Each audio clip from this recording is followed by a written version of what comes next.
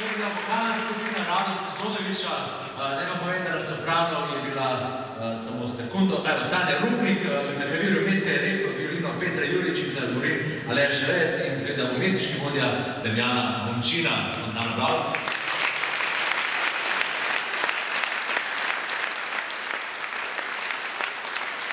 Seveda aplavz in za Arka in Enja Čonoviča.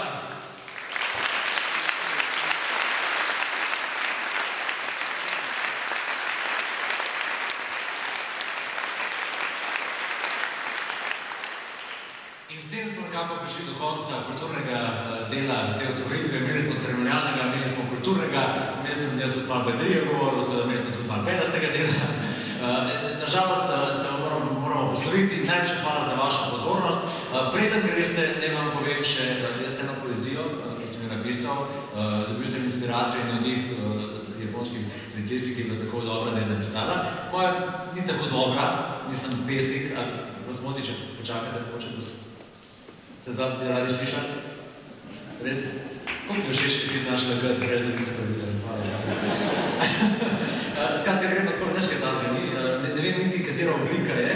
Poskušal sem sonetni venec, ampak pač mi ni rada.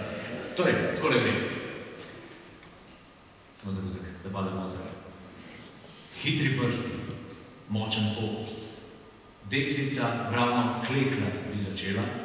A kaj, ko na mesto bule za kleklanje, tam leži mortadela? Zdaj?